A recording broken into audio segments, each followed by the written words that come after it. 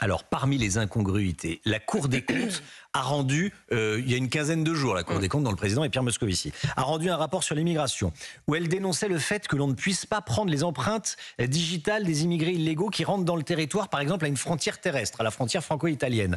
L'article qui autorisait la prise d'empreintes digitales est censuré par le Conseil constitutionnel. Mais on marche sur la tête sur des points comme ça. Alors, il faut comprendre pourquoi le Conseil constitutionnel a censuré une partie de cette loi. Il l'a censurée non pas pour des questions de fond, mais pour des questions de forme. Parce que ce qui avait été ajouté, notamment par mes collègues les Républicains, n'était pas en lien suffisamment direct avec le texte et constituait des cavaliers législatifs. Moi, je vais vous dire... on peut discuter et rediscuter de la pertinence de leurs mesures. Je regrette juste, en tant que parlementaire, après qu'on les ait avertis à maintes reprises du risque de censure, qu'ils aient malgré tout voulu les conserver à l'intérieur du texte. Oui.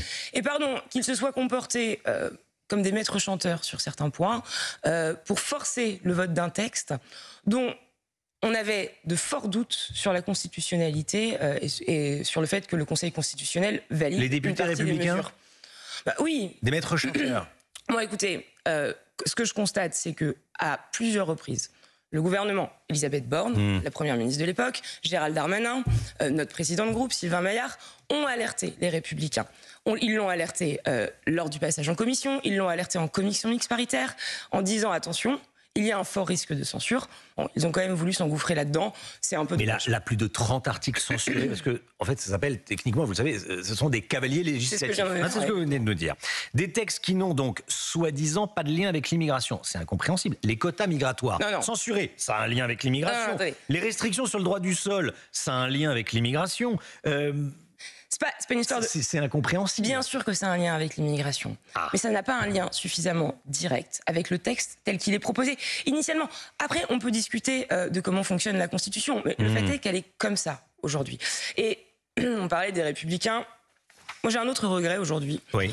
C'est d'entendre un parti qui se dit de gouvernement fustiger une institution aussi importante que le Conseil constitutionnel. Je pense que c'est pas à la hauteur.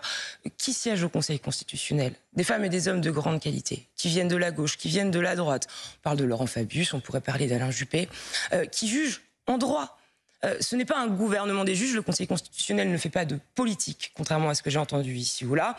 Alors, quand j'entends Jordan Bardella reprendre cet argument, ça ne m'étonne pas, parce que Jordan Bardella a l'habitude de faire du populisme et encore une fois de critiquer fortement nos institutions, mais de la part des Républicains, d'un parti qui a été au pouvoir pendant des années, héritier de Jacques Chirac, héritier de Nicolas Sarkozy, je crois que c'est pas à la hauteur.